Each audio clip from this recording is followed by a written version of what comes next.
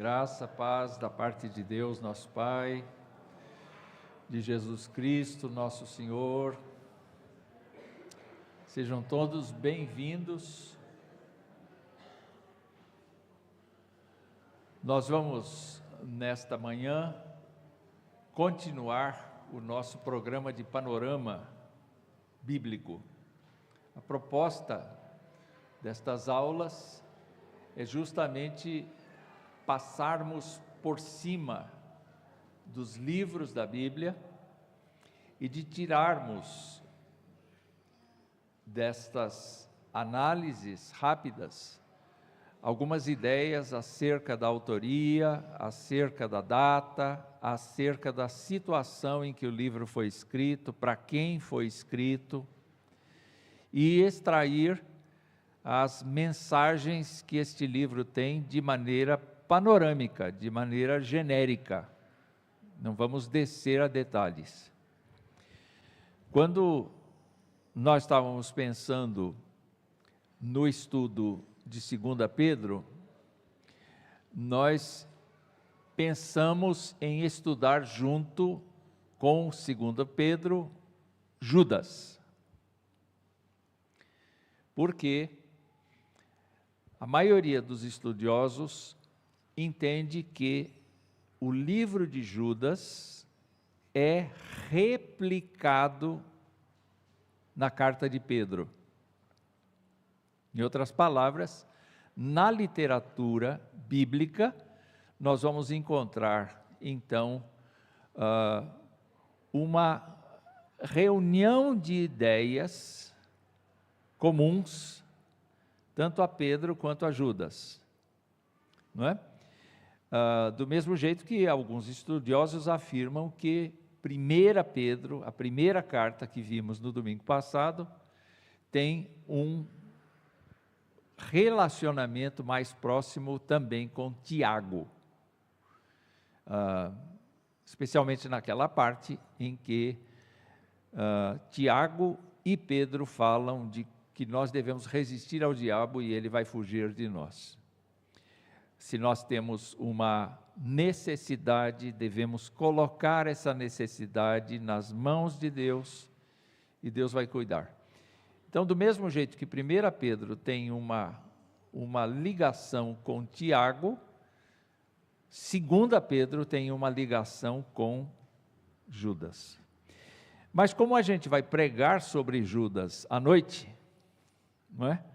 E vamos ter não apenas um panorama, mas nós vamos descer no detalhe, e essas mensagens devem cobrir o restante de novembro e uma parte de dezembro. Todo o projeto docente está sendo trabalhado aqui na igreja, no sentido de que a gente encerre este capítulo de séries, este capítulo de estudos programados assim, com a saída do reverendo Luiz Roberto, não é? Então, nós temos um prazo. Por essa razão, nós optamos para apresentar Judas no culto da noite, durante os domingos que restam até o final do período em que ele está conosco, e depois disso, então, nós vamos para outros estudos da Bíblia, no mesmo ritmo, porque esta é a ideia que o Conselho da Igreja tem, inclusive. Vamos lá. 2 Pedro. Eu me apoiei bastante em Kistemaker, um comentarista reformado, que tem sido, assim, muito considerado no meio presbiteriano, tá bem? E ele levanta estas questões aqui. Quem escreveu a carta? Qual é a relação que esta carta tem com 1 Pedro, com Judas? Qual é o público que recebeu essa carta? Qual é o propósito dessa carta? Quando e onde ela foi escrita? Qual é o lugar dela no cânon? e como é que nós podemos traçar um esboço de 2 Pedro. É uma carta que dá para a gente ler ou ouvir. Eu ouvi hoje de manhã no celular mais uma vez a carta, não é? Você entra no aplicativo que tem uma voz e você bota ali e você fica ouvindo a palavra de Deus. Dá para ler esta carta em 10 minutos. 10 minutos, é muito pouco tempo para uma carta que tem verdades assim muito fortes, muito importantes. Então vamos começar sobre quem escreveu. Tem muita gente que diz que Pedro não escreveu essa carta. Por que razão? Bom, porque, em primeiro lugar, a linguagem dessa carta não é igual à linguagem da primeira carta. O grego utilizado na primeira carta tem uma conotação de grego clássico. Esses comentaristas críticos, eles dizem assim, pois é, como é que um pescador da Galileia ia ter um grego desse? Não é? Entretanto, o que a gente já verificou tanto em Pedro quanto em Paulo especialmente, é que Paulo tinha uma dificuldade que a gente imagina que seria a dificuldade de escrever. Aos Gálatas ele disse assim, vede com que grandes letras vos escrevo. E em outra parte, a gente vê que Paulo assina a carta. Quem escreve então? Escrevem os ajudantes dele. Algum ajudante, alguma pessoa que senta ali, e Paulo, quem tem essa ideia inclusive é Bruce, que diz assim, ele imagina Paulo andando de um lado para o outro, falando, e o secretário atrás, desesperado, anotando as ideias e fazendo, então, o registro das ideias do apóstolo. Esse é um fato interessante. No caso de 1 Pedro, a gente tem um estilo que dá a entender que foi um secretário dele que o ajudou. Seja revisando o texto e melhorando as concordâncias, seja escrevendo propriamente. De qualquer maneira, mesmo que uma pessoa dite uma coisa, ou fale uma coisa, e alguém outro escreva, esse processo está todo debaixo, nós cremos, está todo debaixo do Espírito Santo de Deus, de maneira que essa palavra é inspirada. Não é? Só que aqui, 2 Pedro tem uma linguagem diferente, tem uma linguagem ampliada, tem palavras que não foram usadas em 1 Pedro, não faz parte da linguagem. Então, por isso, os estudiosos afirmam que Pedro não teria escrito essa carta, e também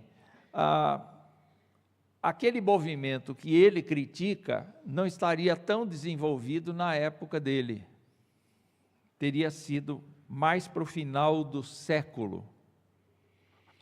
Então nós teríamos um movimento de gnosticismo inicial, que era uma dissidência, era uma quebra, do Evangelho por meio da introdução de ideias gregas, de ideias de ocultismo, religiões de mistério, todas colocadas no liquidificador junto com o cristianismo, batido ali e sai um suco meio estranho. E as regras as novas regras dessa religião vão frontalmente contra a ética do cristianismo. Só que isso ficou muito claro quase no final do século. Quando Paulo escreve aos Colossenses, ele já está começando a combater essas coisas. Quando João escreve as suas cartas, ele já está combatendo essa heresia que surge não de fora da igreja, mas surge dentro da igreja. E os estudiosos entendem que esse movimento não estava tão desenvolvido ainda, e por essa razão, a data dessa carta teria sido muito depois, portanto, uma pessoa teria se apropriado do nome de Pedro e escrito essa carta, talvez no fim do primeiro século ou no começo do segundo. Entretanto, quando a gente vê o primeiro versículo da carta, a gente vê aqui Simão Pedro, servo e apóstolo de Jesus Cristo, aos que conosco obtiveram fé igualmente preciosa na justiça do nosso Deus e Salvador Jesus Cristo. E é interessante que aqui você tem uma expressão assim, na nossa Bíblia está Simão Pedro, mas no grego, nos manuscritos mais considerados, está Simeão Pedro. E Simeão Pedro é um hebraísmo do Simão. É uma questão técnica apenas para conhecimento e depósito na sua biblioteca do conhecimento e fica lá. Mas Simeão foi um nome que foi usado para Pedro, sim. Vamos lembrar que Pedro era Cefas, e Cefas significa Simão, e Jesus deu para ele o nome de Pedro. Tu és Pedro. Deu esse nome para ele.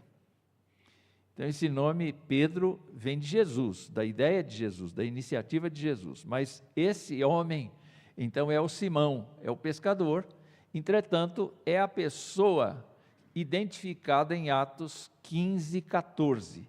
Aí eu fui olhar na nossa Bíblia, e eu vi que na nossa Bíblia continua Simão no português. Mas no grego é Simeão. Ou seja, dá para entender que esta pessoa que se identifica no primeiro versículo é a pessoa que Lucas registra em Atos como sendo o apóstolo que estava no concílio de Jerusalém.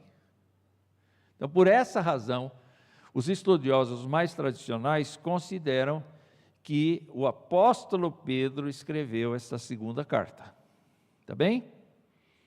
Então, o que acontece? Acontece que essa carta também é disputada, a sua autoria, justamente porque ela tem uma ligação com a primeira carta por causa da similaridade estrutural. E ela, a ligação com 1 Pedro, embora o vocabulário e a estrutura, o assunto principal das cartas modifique, Pedro vai falar como é que você vive no sofrimento, como é que você resiste à perseguição, como é que você luta contra os adversários do Evangelho, como é que você se comporta no seio da sociedade. Esse é o teor da primeira carta. O teor da segunda carta vai falar sobre falsos mestres e sobre a vinda de Deus, a vinda de Jesus. Então, os assuntos são diferentes, mas existe uma similaridade estrutural e por isso nós acreditamos que Pedro é o autor dessa segunda carta. Mas a ligação que eu comentei que a gente tem com Judas é que este segundo capítulo de 2 Pedro e a epístola de Judas evidenciam um paralelismo entre esses escritos. A carta de Judas tem 25 versículos, 19 estão muito próximos de 2 Pedro, Mas aí que está, a ideia é que o texto mais antigo é o texto mais curto. Quando você vai aumentando, é porque já houve a intervenção de outras pessoas e com isso o texto é posterior, não é? Então, por essa razão, nós sustentamos a ideia de que Pedro é o autor dessa carta, e esta não é uma questão vital. A gente não vai morrer para defender Pedro nessa carta aqui. Por quê? Porque a gente está debaixo do guarda-chuva da inspiração bíblica. Eu me lembro que em certa ocasião, quando eu me afastei aqui da igreja, deixei o pastorado aqui no final de 1996, o novo pastor chegou aqui e no primeiro culto da quinta-feira, ele decidiu estudar com a igreja o Apocalipse. É um belo estudo, um estudo que todo mundo anseia para ter, né? Quem sabe um dia, na eternidade, a gente tenha um bom estudo do Apocalipse, perfeito, que aqui não vai ter nunca. Mas ele começou assim: se alguém aqui pensa que foi João o apóstolo que escreveu o livro do Apocalipse, está redondamente enganado. Foi assim que ele começou o estudo, discutindo a autoria de João. Aí alguém me liga em casa, eu já não era pastor da igreja. Ai, pastor, estou desesperada. O que aconteceu? É que o nosso novo pastor disse que não foi João o apóstolo que escreveu o Apocalipse. Ah, é? É. Aí eu perguntei: você acredita que o Apocalipse é inspirado por Deus? Acredito. Acredito que é palavra de Deus. Você acredita que as cartas do apóstolo Paulo são palavra de Deus? Acredito. Que diferença faz quem escreveu o Apocalipse? Você vai morrer? Se não foi João o apóstolo e foi outro João, qual é o problema para você? Não é Deus que está falando com você? É. Então, os homens foram meros instrumentos. Deus usou o estilo deles, Deus usou a situação histórica deles, mas Deus estava no comando. E Pedro vai dizer exatamente isso: as profecias não foram produzidas por vontade humana, elas foram produzidas por Deus. E os instrumentos de Deus podem ser quaisquer pessoas. A gente não vai morrer se 2 Pedro não escreveu 2 Pedro, mas leva o seu nome. O fato é que esta é tida como uma das cartas, um dos textos bíblicos que mais trouxe dificuldades para a igreja se definir acerca disso no cânon. Nós vamos chegar lá. Vamos ver quais são os primeiros leitores da epístola. Bom, olha o que diz o versículo 2, não é? O versículo 2, não, versículo 1 ainda. Simão Pedro, servo e apóstolo de Jesus Cristo, aos que conosco obtiveram fé igualmente preciosa na justiça do nosso Deus e Salvador Jesus Cristo. Lá em 1 Pedro, os leitores são os que estão dispersos, residindo no Ponto, na Galácia, na Capadócia, na Ásia e Bitínia. Portanto, essa é a área em que a primeira epístola tem o seu foco. Mas aqui, aos que conosco obtiveram fé. Então, esta carta parece ser uma epístola geral, e o autor se dirige há pessoas que estão conosco. Quer dizer, é uma coisa bem pessoal. É uma coisa bem pessoal, não é? É uma carta dirigida aos que estão conosco na fé. E aí, então, lá no capítulo 3, está dito assim: esta é agora a segunda epístola que vos escrevo. Se isso for, então, uma referência a 1 Pedro, nós podemos concluir que os leitores moram onde? No Ponto, na Galácia, na Capadócia, na Ásia e na Bitínia. E tem mais uma coisa. Ele comenta lá no capítulo 3 que os leitores estão familiarizados com as epístolas de Paulo. Portanto, é uma região, ele está focando uma região onde o apóstolo Paulo passou nas suas viagens missionárias. E escreveu cartas para eles. Então, é um mundo conhecido, mas, sobretudo, nós devemos ficar com a ideia de que Paulo está falando a crentes. E Paulo está falando a crentes que são judeus e crentes que são gentios. Paulo não está falando, Pedro não está falando meramente a judeus. Ele, que é o apóstolo para os judeus, está falando para todos aí. Então, qual é o propósito dessa carta? Nós temos, em primeiro lugar, uma parte que trata especificamente do crescimento dos crentes. O pressuposto é o seguinte: um cristão não apenas se converte, um cristão evolui. Evolui em quê? Evolui em conhecimento intelectual da palavra, mas em conhecimento experimental.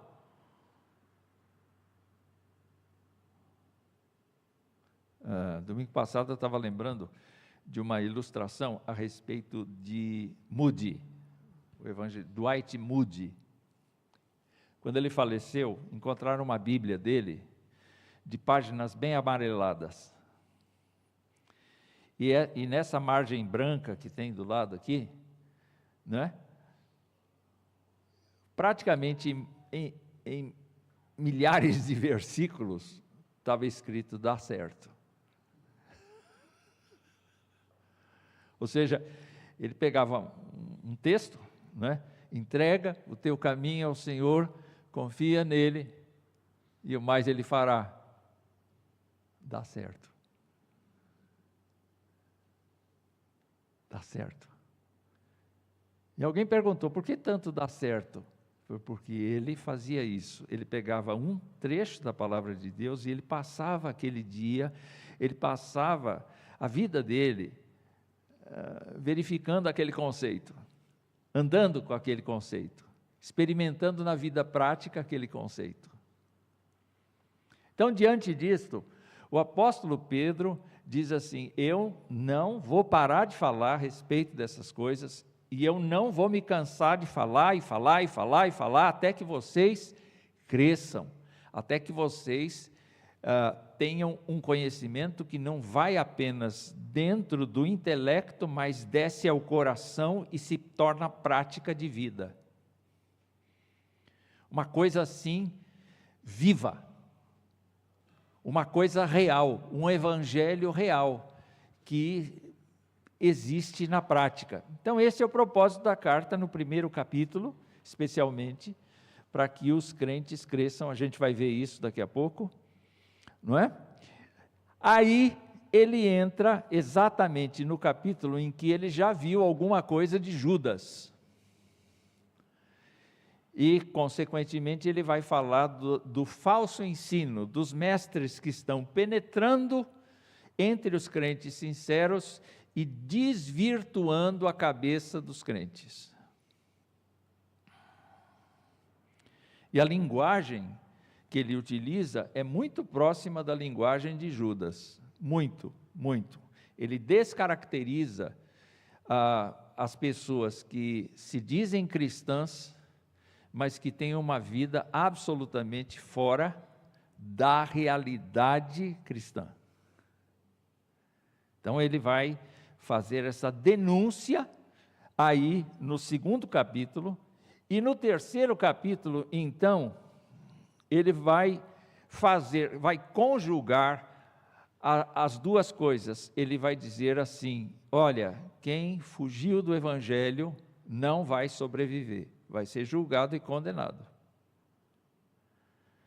Mas ele também vai dizer: vocês saibam como é que o fim de todas as coisas vai acontecer. Então ele tem uma ênfase apocalíptica nesse capítulo.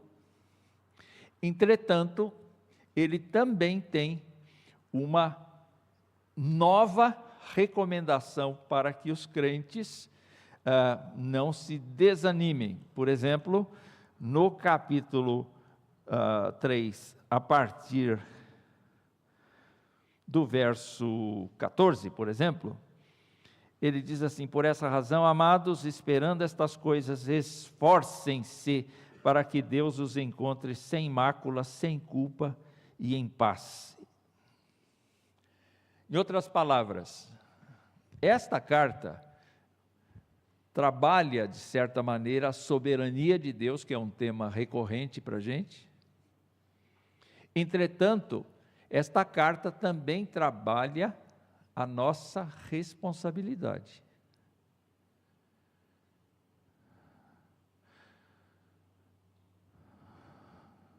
Aqueles que defendem que o ser humano tem o livre exercício do arbítrio,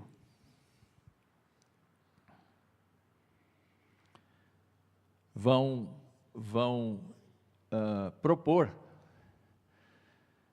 propor que um crente perde a salvação. E a gente vai entrar nessa discussão lá pelas 15:45, mais ou menos.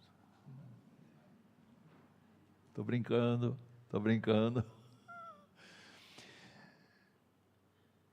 Só que o próprio Pedro vai mostrar que quem não é convertido nunca foi, embora frequentasse a igreja. E ele vai demonstrar também que Deus vai executar a sua obra de uma tal maneira que não haverá volta. Aqueles que conheceram a Cristo e renunciaram a Cristo vão ser condenados. Vai ser uma boa discussão. Qual foi a data, então? Gente, se nós admitirmos a ideia de que 2 Pedro foi escrito pelo próprio Pedro, ele teria morrido, segundo a tradição, entre 67 e 68, mais ou menos muito próximo do apóstolo Paulo. Os dois teriam sido executados mais ou menos nessa ocasião, final da década de 60. Então essa carta teria que ter sido escrita 63, 64, 65, por aí. E aí se pergunta, Judas, quando é que Judas foi escrito? Judas teria sido escrito pelo menos uma década antes, por volta de uns 50, 55, por aí, não é? Enquanto Paulo estava escrevendo as cartas dele, Judas escreveu a dele, eventualmente outras pessoas estavam escrevendo essas cartas do Novo Testamento. Se nós considerarmos que foi um outro que escreveu, então nós temos que pensar que esta pessoa usou o nome de Pedro para ganhar prestígio, para ganhar respeitabilidade da igreja, mas isso poderia ter acontecido quando o gnosticismo estava numa expansão maior, bem mais visível do que na época da morte de Pedro. Ninguém precisa ficar preocupado com isso. O que a gente vê dessa carta é que ela praticamente não foi citada pelos pais da igreja, nem no final do primeiro século, nem no segundo século. Ela só foi citada pelos pais da igreja no final do terceiro século.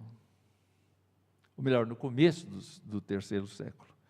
Por Orígenes, que cita 2 Pedro 6 vezes e chama a epístola de Escritura. Só no fim do século IV, Jerônimo, que traduziu a Bíblia para o latim, reconheceu que Simão Pedro escreveu as duas epístolas, que eram chamadas gerais, porque não tem público-alvo específico, uma igreja específica, mas ele acrescentou que muitas pessoas duvidavam da autenticidade de 2 Pedro por causa das variações de estilo. De qualquer maneira, a gente encontra a inclusão de 2 Pedro no cânon só no concílio de Laodiceia, depois no concílio de Hipona e no concílio de Cartago, no fim, praticamente, do século. E colocaram, então, 2 Pedro entre os livros canônicos. Bom, uma coisa interessante é que você diz, quem é que define os livros que vão estar na Bíblia e os livros que não vão estar? Deus usou na história os concílios. Deus usou na história a penetração desses livros junto ao povo cristão. Deus usou o tanto de cópias que esses textos alcançaram. Mas certamente, assim como Deus tomou uma pessoa e a levou a escrever sobre os assuntos, também levou a igreja a aceitar esses livros como sagrados. Nós vamos ver aqui em 2 Pedro que isto é um fato consumado aqui. Vamos então caminhar para um esboço bem breve. Olha só como é que a carta pode ser dividida assim brevemente. Você tem uma introdução, uma saudação, logo em seguida você tem uma lembrança das promessas e das virtudes que o crente deve desenvolver. Vamos caminhar nisso daqui a pouco. Nós temos então o testemunho, especialmente Pedro está dizendo, eu fui testemunha, o texto está dizendo, eu fui testemunha ocular do dia em que Deus, na sua bondade, disse, este é meu filho amado, em quem eu tenho prazer. E a experiência que o texto está marcando lá, é a experiência do Monte da Transfiguração. Da transfiguração, não é da ressurreição, não é da transfiguração, é um evento ainda durante o tempo que Jesus estava para morrer, mas ainda não tinha ido para a cruz. E Pedro diz assim, eu estava lá, eu vi, eu ouvi essa voz. Ele não conta os outros detalhes, né? Não, bom estarmos aqui, vamos levantar tendas. Ele não conta nada disso, ele só diz o que é fundamental aqui. Aí ele entra na questão dos falsos mestres, ele avisa sobre o dia do Senhor e ele termina a carta fazendo as exortações. Vamos apurar um pouquinho mais. Vamos lá para a saudação. Dá para abrir sua Bíblia? Vamos ver a saudação de Pedro. E eu quero pedir sua ajuda. Como é que ele se apresenta? 2 títulos, né? Aliás, 2 condições, né? Primeira condição é servo. Servo aqui tem a conotação de escravo. Uma pessoa comprada. Uma pessoa que só executa aquilo que o seu dono quer.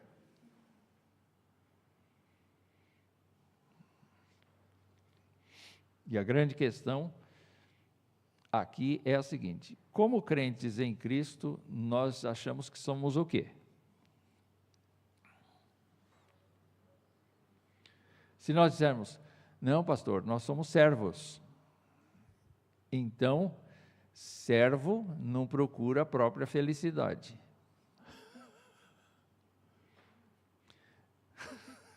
Servo faz a vontade do seu dono sem perguntar por quê.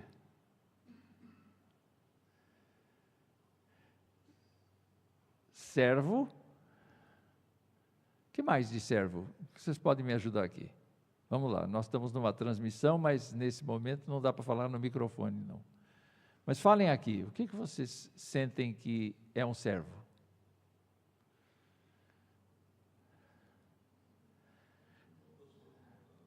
Hã? Abre mão das suas vontades. Hã? Presta conta do seu trabalho ao seu Senhor. O que mais?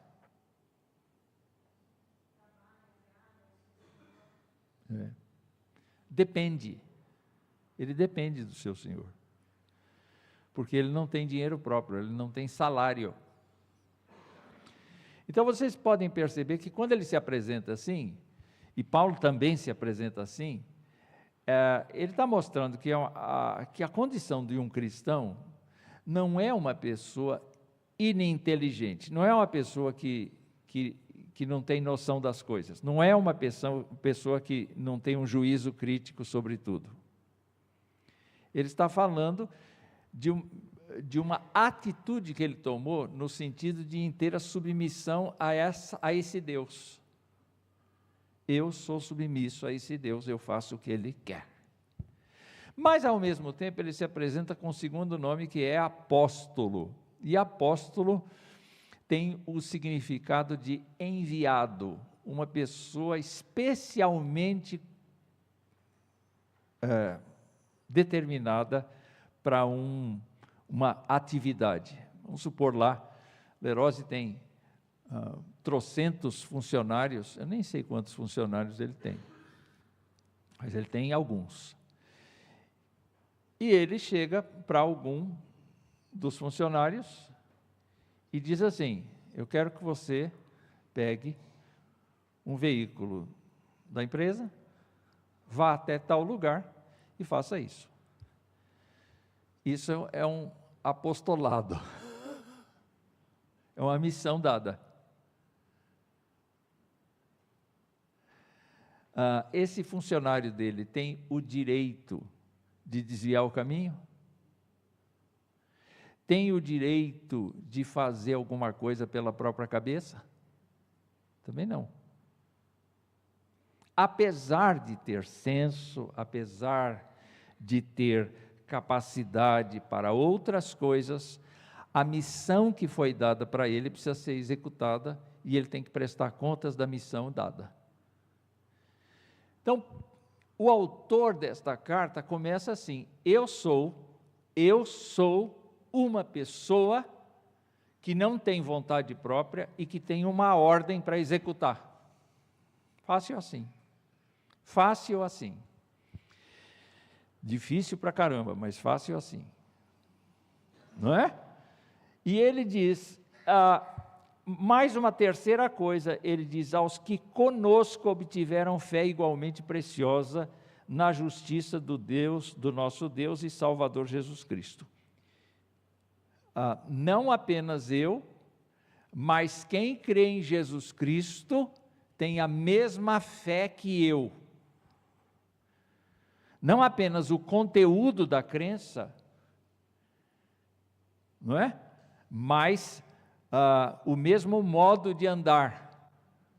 Porque andar por fé significa ser servo do Senhor e andar debaixo da sua missão, debaixo da sua decisão. Concordam?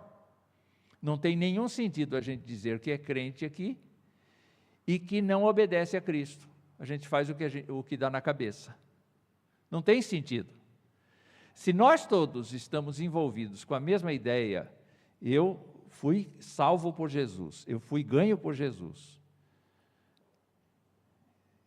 Qual é a nossa missão? Não é a minha missão individual. Qual é a nossa missão? A nossa missão é pregar o Evangelho a toda criatura. Então, os que sabem fazer isso melhor, ajudam os que não sabem fazer. E cada um de nós está envolvido no mesmo compromisso. E esse compromisso, infelizmente eu tenho que dizer, é maior do que a nossa vida pessoal e os nossos projetos particulares. Ser crente não é brincadeira. Porque envolve o primeiro lugar para Ele.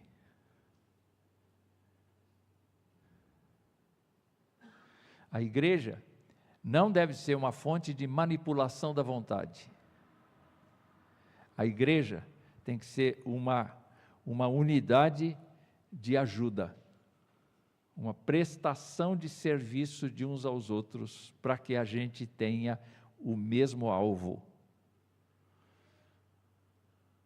a mesma postura, a mesma representatividade no mundo. É muito interessante isso. E nós vamos perceber entre os crentes uma diferença muito grande de nível de conhecimento, de nível de entrega, mas o objetivo da igreja é nivelar todos em cima. Não é todos no meio, é todos em cima. Entenderam? Cada pessoa, não importa seu grau de cultura, não importa a sua etnia, não importa o seu sexo, não importa nada, a igreja está posta para que todos cheguem à plenitude do conhecimento do Filho de Deus. Assim. Então, quando ele diz que é servo e diz que é apóstolo, ele está também incluindo os crentes na fé igualmente preciosa, na justiça do nosso Deus. E quando fala de justiça, fala exatamente do sacrifício vicário de Jesus. Então vamos lá. O segundo ponto desse esboço é que a partir do verso 3, o nosso subtítulo aqui em negrito, na nossa Bíblia, vai dizer a prática das virtudes cristãs e seus resultados. No primeiro ponto, no primeiro momento, Pedro vai dizer assim: olha, quando você foi salvo, você não recebeu metade do sacrifício de Jesus Cristo, e a outra metade você vai ter que conquistar. Não disse, você recebeu o Espírito Santo pela metade, você recebeu ele inteirinho. Você que não está pronto ainda, quer dizer, é como prestação de casa. Você compra uma casa, faz um financiamento, não é?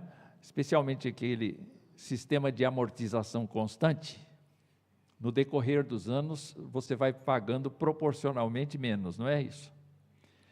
Mas quando você paga a primeira prestação, você não recebe amortizada, não. É cheia.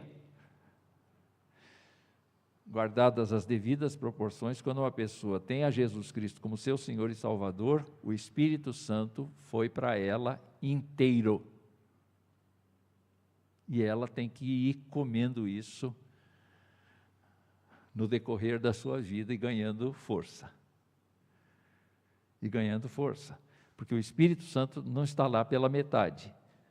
Ele está inteiro na vida do crente. E Pedro está dizendo, então, que nós recebemos tudo o que é necessário para ter uma vida cristã vitoriosa. Nós já recebemos isso. Então por que a nossa vida cristã não é vitoriosa? É por culpa dele? Não é. É aí que entra a ideia do compromisso. Entendem? Você tem que se entregar. Eu tenho que me entregar. Eu tenho que crescer, eu tenho que responder a essa graça constantemente. E ele diz assim, olha, ele nos concedeu preciosas promessas, verso 4, não é? Com que objetivo ele concedeu tudo isso? É interessante esta linguagem, presbítero Vlander adora esse texto, toda vez que ele pode, ele fala isso na oração dele. Obrigado, Senhor, porque o Senhor nos tornou participantes da natureza divina.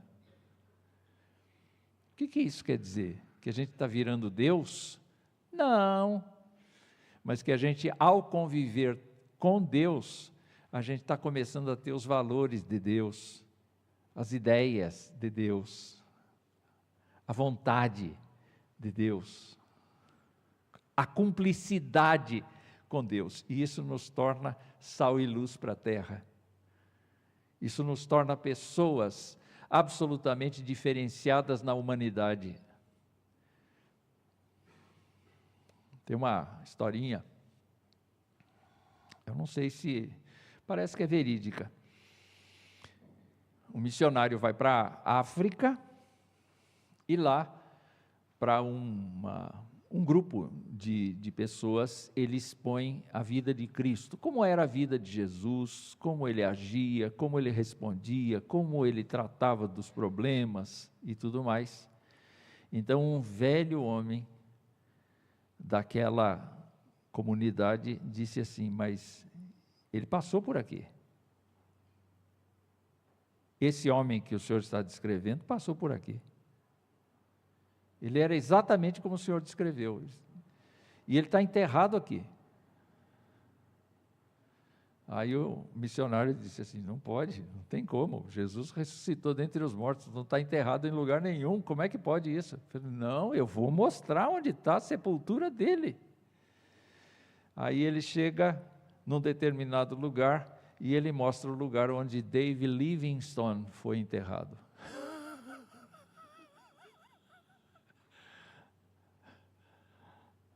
Vocês estão entendendo que Pedro está dizendo assim: Deus te deu tudo o que você precisa para parecer com Jesus.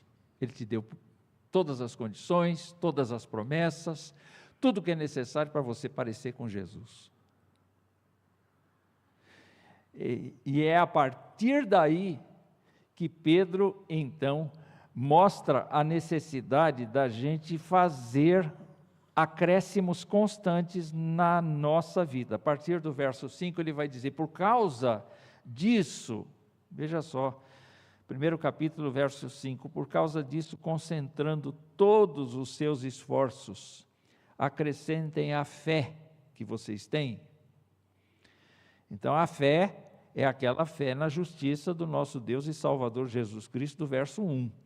A fé que vocês têm, acrescentem virtude, virtude, conhecimento, conhecimento, domínio próprio, perseverança, perseverança, piedade, piedade, fraternidade, fraternidade, amor.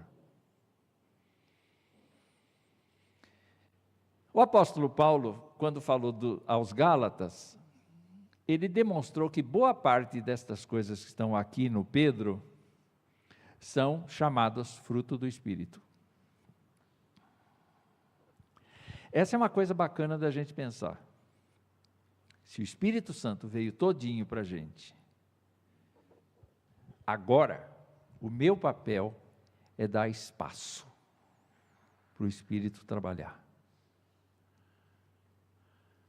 E o Espírito, claro, vai me ajudar no sentido de eu me desapegar daquilo que para mim é importante, mas para Deus não é.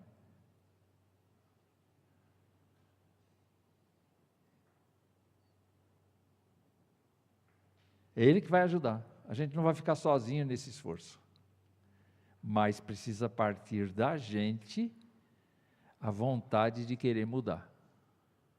Vocês estão entendendo isso? Você não foi salvo por sua obra, você foi salvo pela graça. Eu fui salvo pela graça, mas agora a gente precisa fazer um esforço tremendo. Quando Paulo fala dessas coisas, ele fala em termos de roupa. E ele diz assim: desvesti das obras da carne e revesti-vos do fruto do Espírito. Então eu preciso caminhar na direção do Deus Todo-Poderoso. E tomar resoluções. Todo dia eu tenho que tomar resoluções. É como passar perto da árvore do conhecimento do bem e do mal e dizer: não vou comer. Não vou comer. Não vou aceitar isso aí. Não vou comer. Vou obedecer a Deus. E a gente tem uma série de desafios toda hora na nossa vida. Quantas vezes a gente acaba confiando no nosso dinheiro, no nosso poder de resolução de problemas? Quantas vezes a gente acaba deixando Deus de lado? É como Israel fazia. Só que Israel foi se apegando aos deuses e confiando neles. Mas quantas vezes a gente ignora o fato de que Deus é o nosso tutor e o que Ele quer é o nosso compromisso, o nosso comprometimento para ser parecido com a natureza dEle. Então Pedro está dizendo isso: olha, vocês receberam tudo isso para serem participantes e vocês têm que fazer uma força especial no sentido de a cada dia irem crescendo na graça. Vamos pular um pouquinho, porque o nosso tempo é impiedoso, e vamos trabalhar a ideia de que Pedro se lembra que estas coisas são necessárias, os crentes já conhecem, já estão confirmados na verdade, mas ele diz assim: olha, eu considero justo, verso 13, enquanto estou aqui, neste corpo, despertar a lembrança em vocês, certo de que eu estou prestes a deixar o meu corpo. Ou seja, ele está dizendo que está prestes a morrer. E então, a partir do verso 16, ele diz assim: eu vou morrer, eu estou me esforçando ao máximo para que vocês, mesmo depois da minha partida, se lembrem destas coisas, mas eu quero lembrar vocês que nós não inventamos isso. Não foi por fábulas engenhosamente inventadas, mas nós fomos testemunhas oculares da majestade de Cristo. Está falando do Senhor Jesus Cristo, não é? Ele recebeu honra, verso 17, glória da parte de Deus Pai, quando pela sua suprema glória lhe foi enviada a seguinte voz: este é o meu Filho amado, em quem eu me agrado. E esta é a passagem da transfiguração. Então, vocês precisam ouvir esta palavra lá no final do capítulo, porque nenhuma profecia da Escritura provém de interpretação pessoal. Não foi desejo de homem algum escrever qualquer coisa, não é? Por vontade humana, foram homens da parte de Deus, movidos pelo Espírito Santo. Então, o que faz a Bíblia ter valor? Não é o fato de um fariseu, um ex-fariseu, ou de um evangelista, ou de um apóstolo ter escrito. É que Deus queria deixar escrito, ou melhor, Deus queria deixar escrita a sua vontade. Se essa vontade fosse meramente verbal, a gente não tinha evangelho mais, né? Vocês já brincaram de telefone sem fio? As palavras voam, o escrito permanece. Mas vocês já brincaram de telefone sem fio? Como é que é isso? A informação começa de um jeito e termina do outro. Por quê? Porque a gente não repete, a gente interpreta. Interessante, né?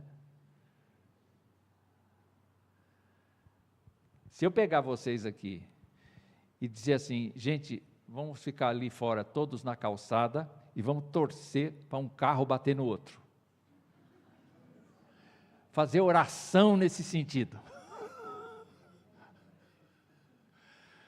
Aí um carro bate no outro, a gente entra aqui, eu digo assim: eu quero que cada um de vocês conte o que você viu. O evento é o mesmo, mas vão sair muitas formas de contar esse evento. Como é que a gente garante que 4.000 anos de fé, 4.000 anos de aliança, 6.000 anos, 10.000 anos, eu não sei quanto tempo Adão foi, como é que a gente garante que isso é verdade? Porque foi escrito. Foi escrito. Então Pedro está advogando isso. Vocês têm que prestar atenção nesse fato, porque a Bíblia não é resultado da vontade humana, é resultado da vontade de Deus. Pegue a sua Bíblia. Faça um exercício. Eu vou dar uma de R.R. Soares aqui. Pegue a sua Bíblia. Pegou a sua Bíblia? Muito bem. Esta é a vontade de Deus para mim. Diga. Não é o que o pastor prega. Esta é a vontade de Deus. E eu tenho que ter discernimento desta vontade por meio do estudo sério disto aqui. Então, se o meu pastor chega, e posso ser eu mesmo, e fala uma coisa do tipo, Deus é mãe, como eu vi esses dias, a mãe, Deus mãe, né? Peguem a Bíblia, vão estudar a Bíblia. Vão estudar a Bíblia, não vão estudar Berkhoff, não vão estudar Kistemacher, não vão estudar ninguém, vão estudar a Bíblia. E ali vocês vão achar a verdade. Ali vocês vão achar a verdade.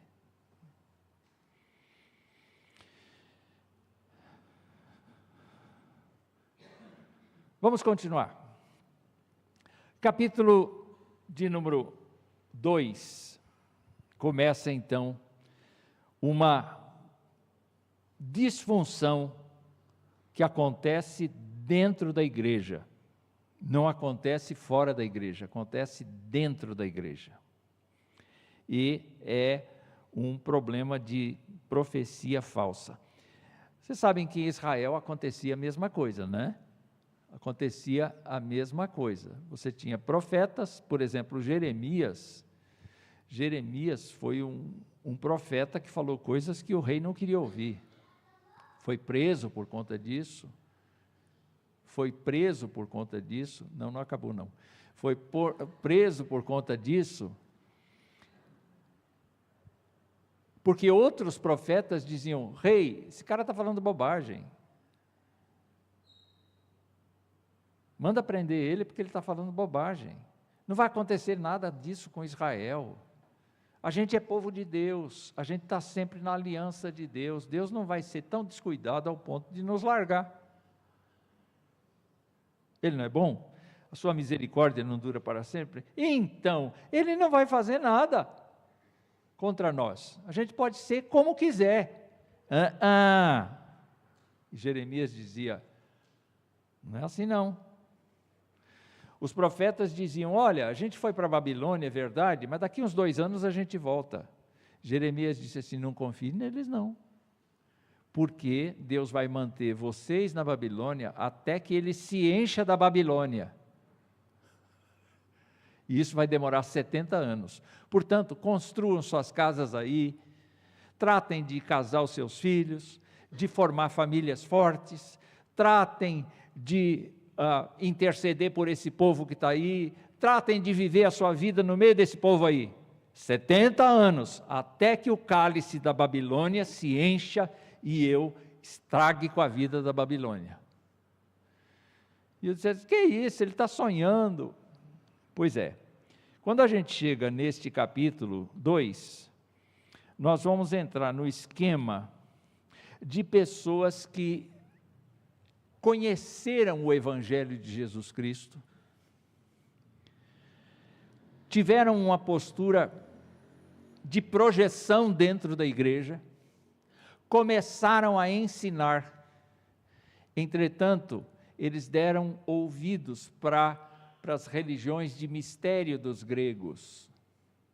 eles deram ouvidos para ideias judaicas, eles foram compondo um evangelho sincrético, uma mistura, que pode tudo e não pode nada, que faz isso, que não faz aquilo. Eles disseram, não tem problema nenhum o crente se envolver com o pecado, especialmente o pecado do sexo, porque o que Jesus Cristo salva é a alma. O corpo pode se estragar. E a gente pode acabar com o corpo do jeito que quiser. Não é fantástica essa doutrina? Hein? Você pode sossegar, praticar o que quiser, porque a sua salvação está garantida que é da sua alma, mas não de você mesmo, não de você por inteiro. O seu corpo vai embora e acabou. Só que o Evangelho diz assim, o seu corpo, o meu corpo, é templo do Espírito Santo, é um lugar sagrado para Deus. E isso faz toda a diferença. Não faz? Como é que eu vou tratar meu corpo se eu sei que ele é a habitação de Deus? Como é que eu vou tratar meu corpo se eu sei que Deus vai me cobrar tudo aquilo que eu fiz com o uso do meu corpo?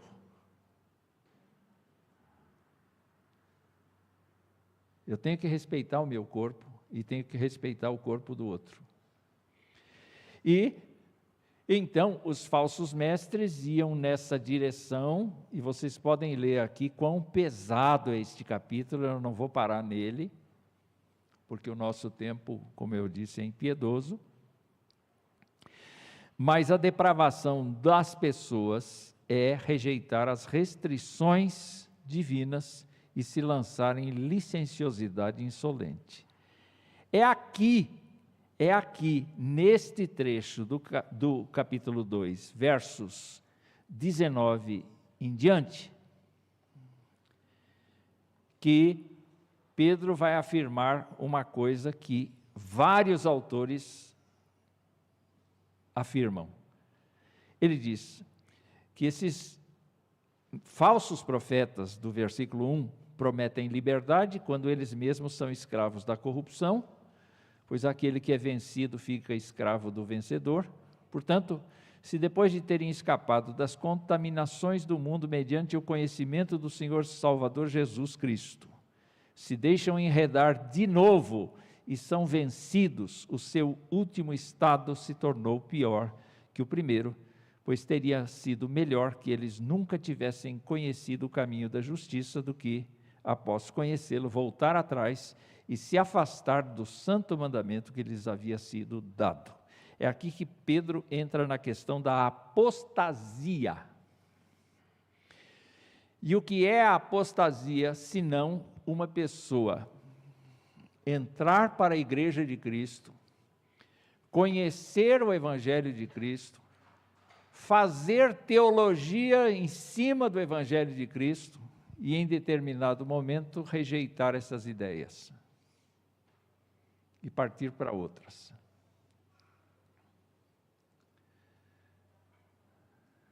Por exemplo, um crente, que inclusive professa a fé, mas nunca deixou de amar a ideia da reencarnação, é convertido? Não é. Porque no Evangelho de Cristo não existe reencarnação.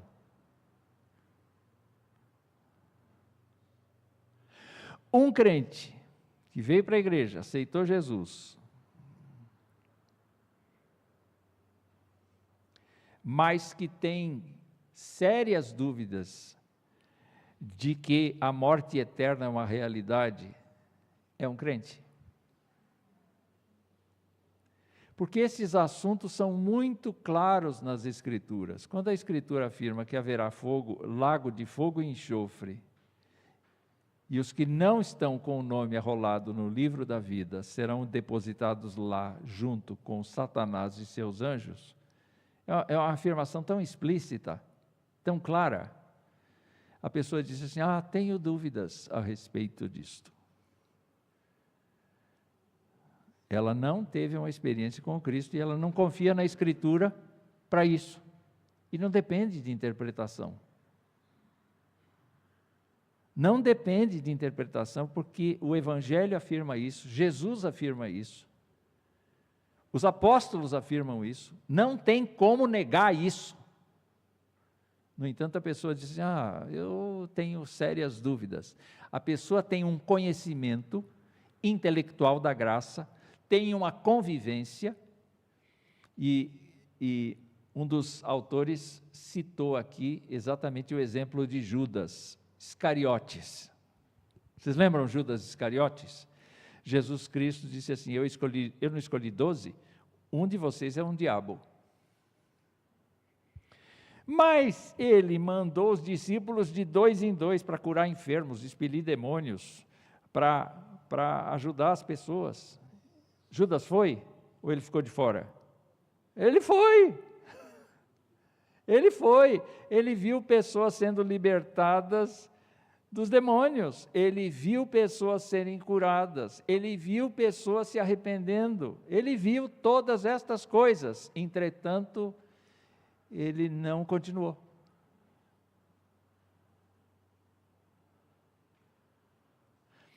Quando Jesus ensinou as multidões, ele disse uma coisa interessante.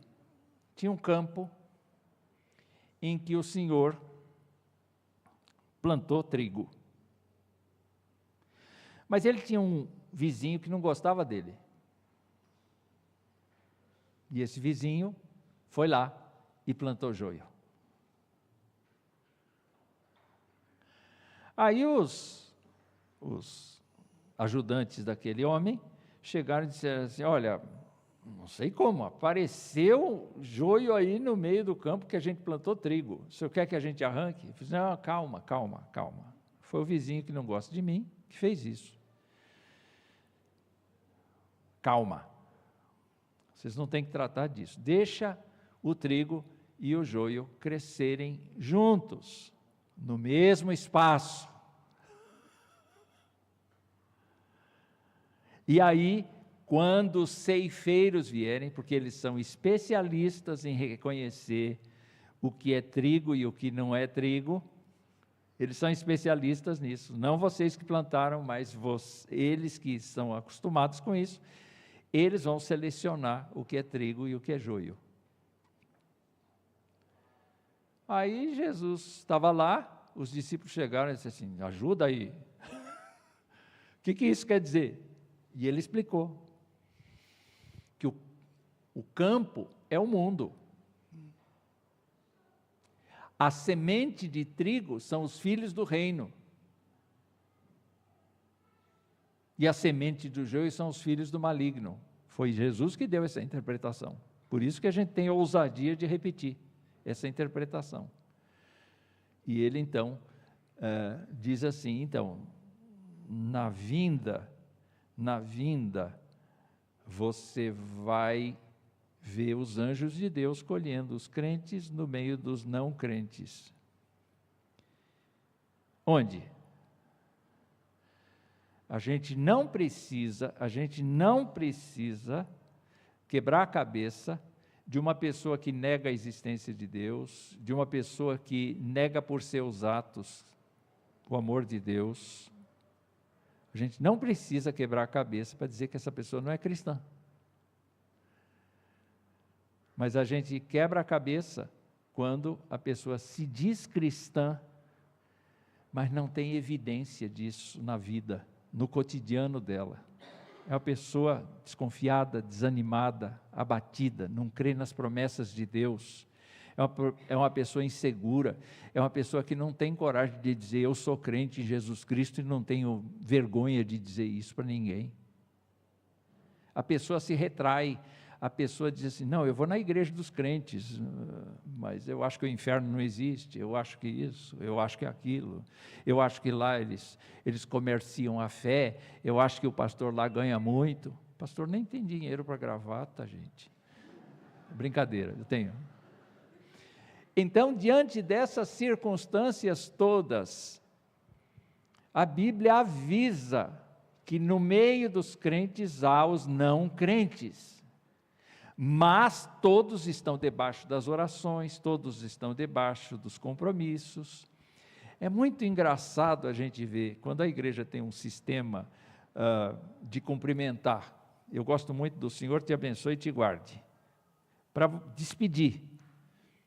E gosto daquela expressão, quando eu chego, graça e paz, Lerose, graça e paz da parte de Deus para você. Eu gosto disso. E aí você chega aqui, todo mundo falando isso, a pessoa nem crê em nada, mas o que ela faz? Ela copia o comportamento. De repente você vê uma pessoa que não tem convivência nenhuma com o evangelho, te dizendo graça e paz, Lerose. Porque ela vê e copia. Você não pode confundir o copiar o comportamento com a fé que existe. Cada um de nós precisa ter certeza da fé em Jesus Cristo. Você crê mesmo em Jesus Cristo como seu Senhor e Salvador? Porque o Espírito de Deus fala conosco nesse sentido. Ele confirma com o nosso espírito que nós somos filhos de Deus. Ele nos acusa a consciência quando nós fracassamos. Ele nos fortalece, Ele nos dá palavras quando nós precisamos. Ele nos ajuda no nosso comportamento, Ele nos ama.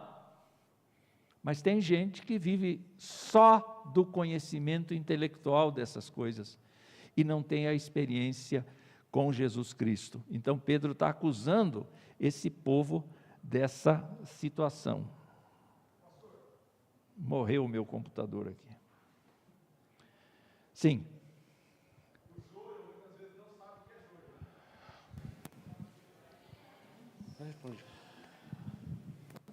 O joio muitas vezes não sabe que é joio, mas tem gente na igreja que começa como joio e vira trigo. Entendeu? Aí que está, nós não temos o poder de julgar, de dizer quem é crente. Inclusive você, Cláudio, sabe muito bem que quando você vai examinar um candidato à profissão de fé, ele fala o que você quer ouvir. E você só sabe se ele está dizendo a verdade pelo comportamento dele depois. Né? Então, a classe de catecúmenos não pode ser aquele tipo de classe em que a gente aprende como cursinho, né? O que as pessoas vão falar, né? O que a gente deve falar. O nosso negócio aqui está sem força. Então eu vou desligar aqui agora, porque nós estamos realmente no fim. O que Pedro está querendo dizer agora a respeito do fim? Os crentes precisam ter noção disto, que a moda do passado, ao jeito do passado, Deus criou a terra, provindo da água, e Deus destruiu o mundo daquele momento pela água. O próximo passo é Deus destruir pelo fogo. É destruir pelo fogo. E a gente não precisa imaginar nada. Vai passar aqui um meteoro que vai dar uma bruta de uma trombada com a Terra, e ela vai sair de órbita, e ela vai... A gente não precisa imaginar isso. A ideia é simples. Essa linguagem é figurada, e por conta da linguagem figurada, a gente tem que entender que não vai ser pela ação do homem que o fim da terra vai acontecer. Você diz assim, não, vão estourar milhares de bombas atômicas por aí. Não, o homem vai poluir a terra e a vida será insustentável. Não, esqueça. A chegada de Jesus Cristo e a transformação de todo o sistema natural será uma coisa de intervenção, do mesmo jeito que aconteceu, intervenção. É claro que quando Deus destruiu a terra por água, ele usou recursos naturais, ele usou água, que ele tinha criado. Então da terra brotaram todas as fontes, e do céu caiu a tempestade. Quer dizer, todo o conjunto de água que reveste e que está dentro do nosso planeta foi para fora. Foi um evento natural, mas com um uso sobrenatural. Vai acontecer a mesma coisa conosco. Quer dizer, você não precisa ficar aí pensando de vulcões, disso e daquilo, porque o vulcão é a demonstração que o nosso planeta é quente. Mas nós precisamos pensar na volta do Senhor, que vai ter essas coisas aí. Então Pedro, para encerrar a sua carta, ele diz assim, olha, vocês sabem que existem falsos profetas. Esses falsos profetas são apóstatas, saíram do nosso meio para enganar. E se eu tivesse mais tempo, eu citaria Jesus falando sobre isso, Paulo falando sobre isso, João falando sobre isso, e Apocalipse falando sobre isso. E Hebreus falando isso. Essa é uma realidade que a gente precisa levar a sério. Né? Então Pedro diz assim, fiquem firmes, não desanimem, andem pela graça, vivam para a glória de Deus. Não é? É assim que termina a carta. Alguém quer fazer algum comentário?